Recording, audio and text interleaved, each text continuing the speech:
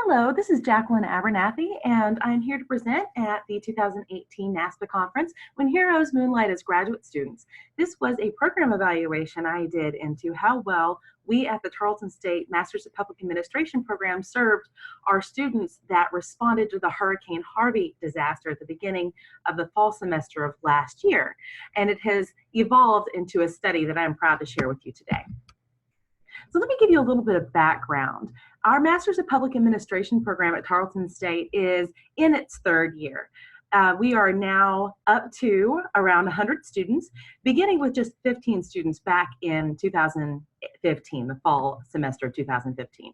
And this rapid growth is in many ways because we serve a very specific niche. We have a generalist orientation, and even though there are other programs, public administration programs, established reputable programs in our area, they are more inclined towards specific functions. And this generalist orientation, plus having a lot of night class offerings and having online offerings, tends to attract a specific type of non-traditional student.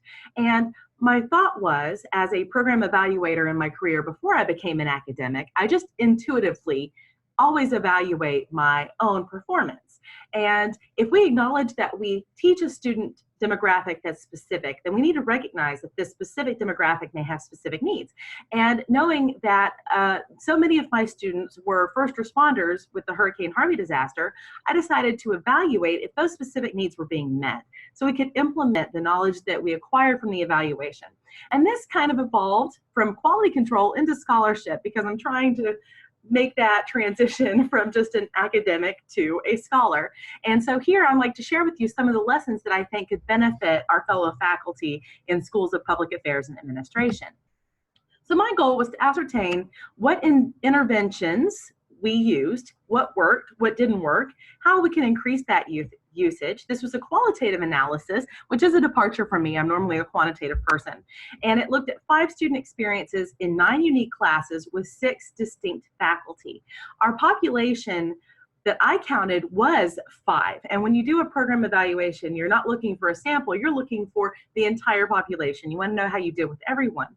And even though 2 of those that I had identified did not respond, we found 2 more that I was not aware of.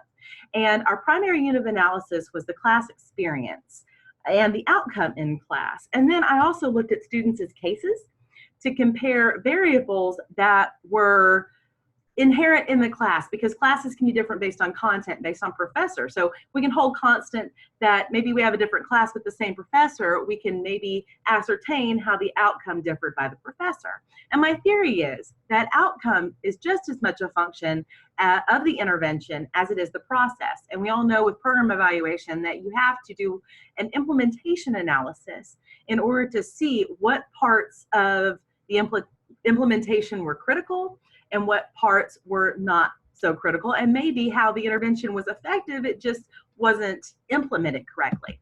And so I have this process map that I created. The green is meant to indicate yes. If the answer is yes, follow the green arrow.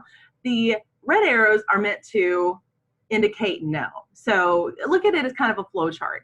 And the reason I did this is my assumption is that the absence of a successful intervention will give a negative outcome, and that all of these processes are necessary for a successful intervention to have a successful outcome.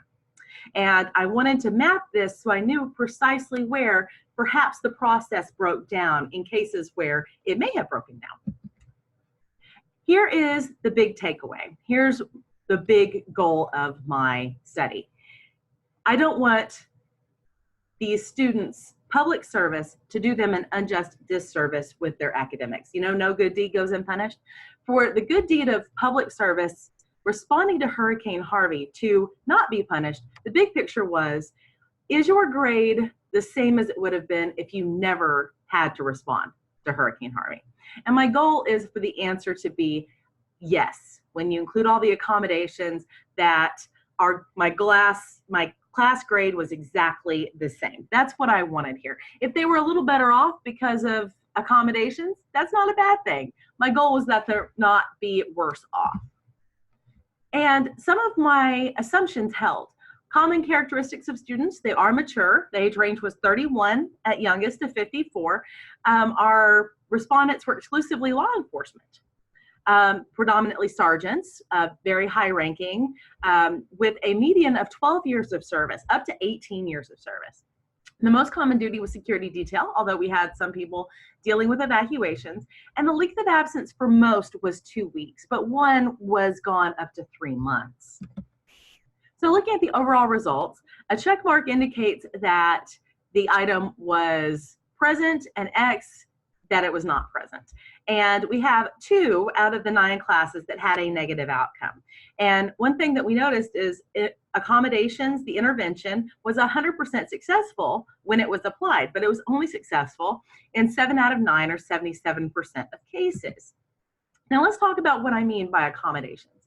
Accommodations were things like extensions on assignment due dates. Those were very common. They were reported effective. Self-paced learning was another, especially with online classes, allowing these students to work ahead in their downtime. So releasing assignments early, giving them a chance to, hey, I have a break, let me go ahead and see if I can get ahead of the curve. Substituting abridged or condensed makeup work to help them get up to speed when they returned was another common technique, and it was cited as very helpful. Now, all accommodated students said that these strategies were what they credit in allowing them to achieve the grade they believe they otherwise would have achieved. So yay, we have success. No accommodation strategy was noted as unhelpful. That's good. And none of them backfired. None of them were harmful. So we didn't have any unintended consequences. So if we have a successful intervention, these accommodations, why did only 77% of classes use it? I look at 2 cases of students, because these students, student 1 only had 1 class that the student withdrew from because they didn't know accommodations were possible, but student 2 had 2 classes, one of which I was the instructor of. So I knew the accommodations I had made for this student. And when I looked at why their experience was so different in my class than another class, it presented a variable that I think is key. So for the student 1 case, it was awareness of support. They just did not know support was possible.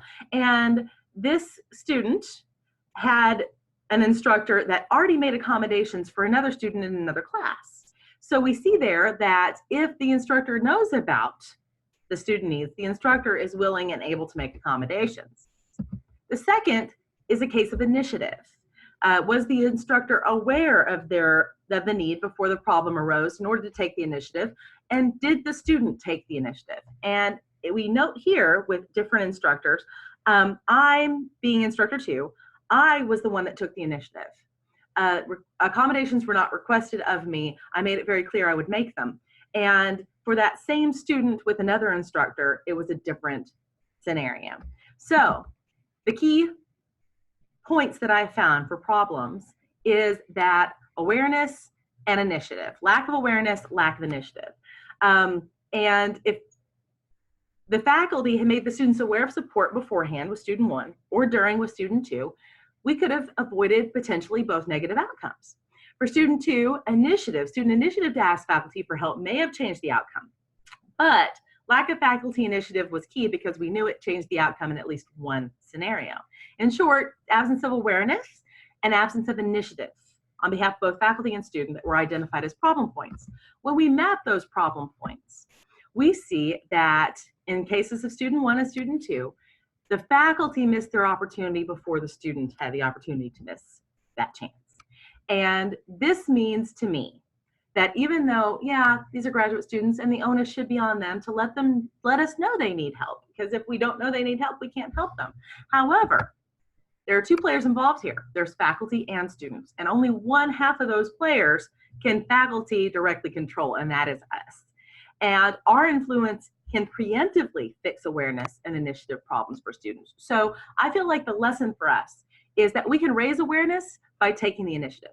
Yeah, the onus may be on graduate students to let us know if they need help, but much of the outcome can be positively influenced by us.